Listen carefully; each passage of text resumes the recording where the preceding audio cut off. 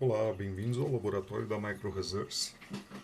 Hoje um case um pouco especial, né?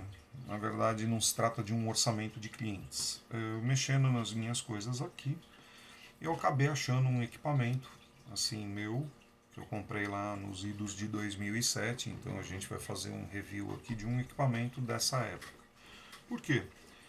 Eu tenho sido perguntado por alguns amigos e alguns clientes também, acabam me perguntando por hardware que possa garantir uma performance boa, boa mesmo, né, refinada, né, por baixo custo. Então não adianta lá falar para o cara pegar um i5 de terceira geração e uma placa-mãe baseada em uma estrutura Intel qualquer. Ele vai ter um desempenho legal, vai ser bacana, vai rodar lá bacana, mas a placa vai estar esgoelando, né? Ela vai estar assim no máximo dela, né? E essa daqui, com poucas modificações nela, você consegue fazer um overclocking que deixa ela parecendo um dragão, né? Ela é uma máquina muito forte. Ela tem assim diversos recursos que são requintados para a época, né? 2007 quando ela foi lançada. Ela contava assim, por exemplo, com uma interface RAID onboard. Você tem aqui um array de disco nessas conexões, aqui nessa porta SATA 3.0, né? Ela, melhor, 2.0 com taxa de transferência de 3 gigabits por segundo.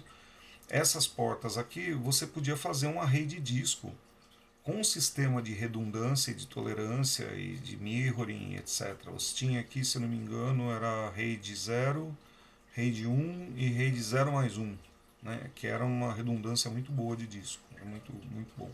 E era uma solução assim bacana e bem mais em conta do que as baseadas em HDs e controladoras SCSI, né? Que eram equipamentos tremendamente caros, né?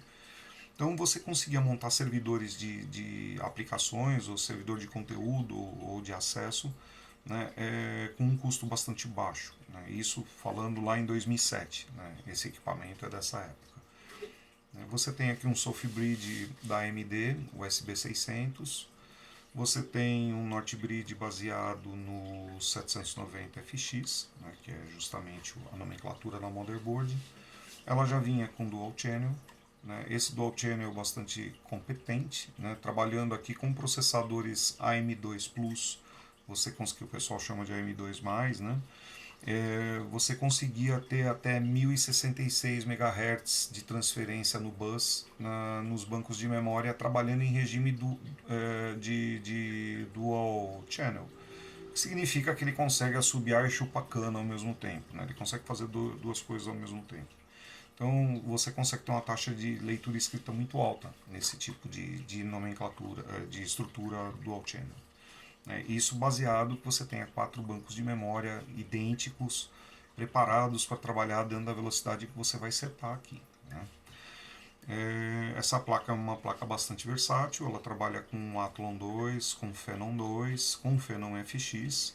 Ela já, se eu não me engano, ela é a M3 Ready, né? Você consegue fazer aí, através de algumas alterações, trabalhar com a M3. Ela tinha um sistema chamado Crazy Cool, né, que era baseado nessa coisa que eles chamavam de Silence Pipe, que na verdade era a célula embrionária do que a gente chama de Heat Pipe hoje, né?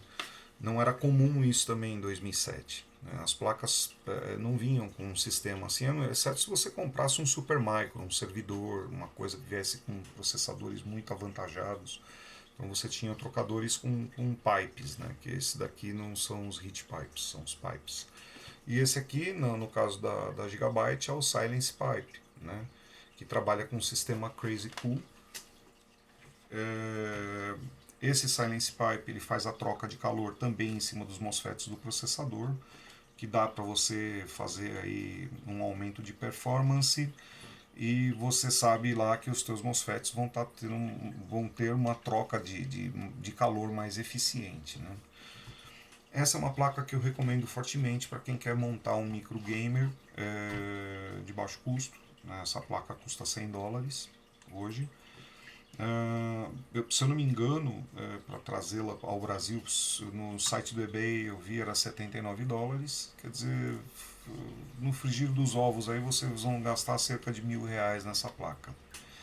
E é uma placa de uma qualidade extremada. Por exemplo, ela tem um sistema de som 8.0, né? Ela tem som HD 8.0, ela tem saída eSATA aqui atrás, que é para unidade de disco externa com altíssima velocidade para servidores de acesso. Ou se você é um fotógrafo e gosta de fazer backup de fotos ou de filmes em alta velocidade, consegue recuperar esses dados e gravar esses dados em alta velocidade, você usa o eSATA, né? Você tem os canais aqui.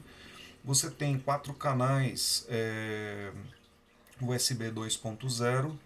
Se eu não me engano, o chipset aqui dá suporte até 10 canais, mas nesse caso aqui a máquina veio com 4 na placa mãe e deve ter mais o restante disponibilizado através da porta que deve estar aqui. Ó.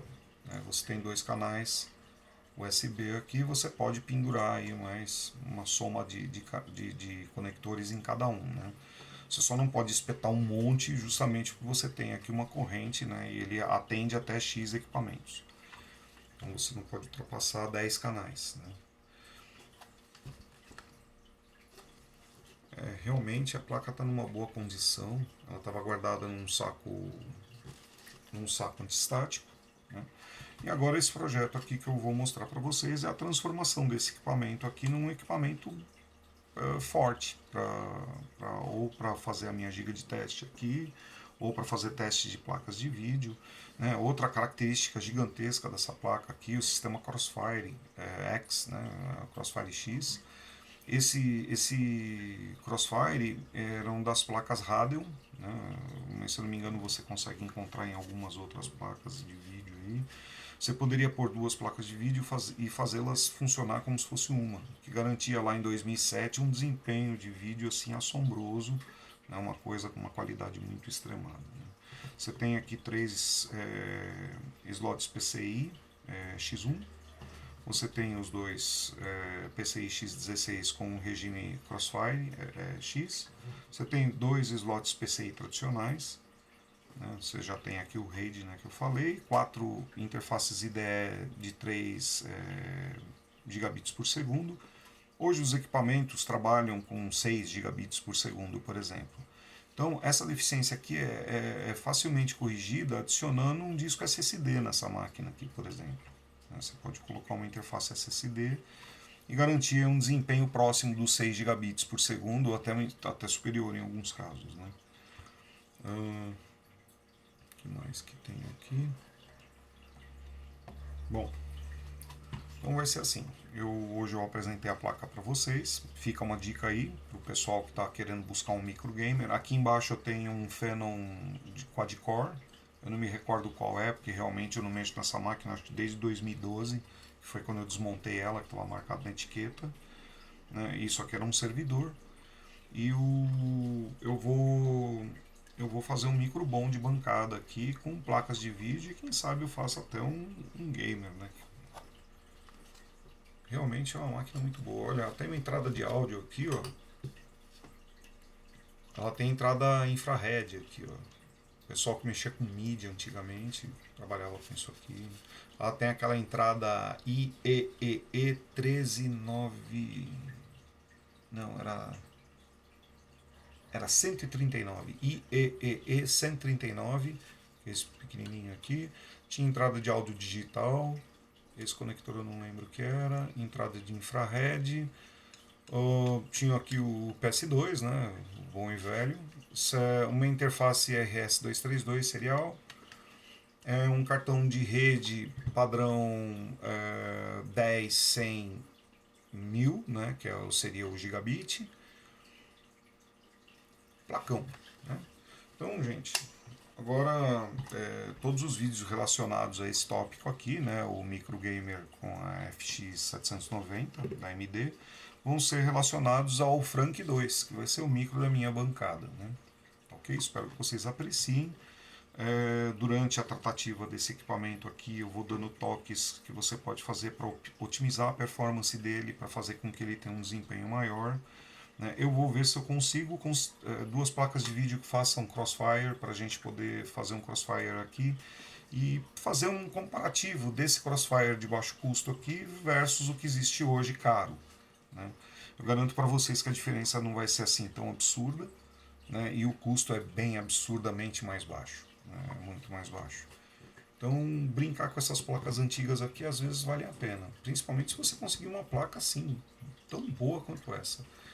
Eu vi no eu vi no eBay elas para serem vendidas, tá? Inclusive com entrega, shipping aqui pro Brasil, tá bom? Nessa faixa de preço que eu falei para vocês, US$ 100.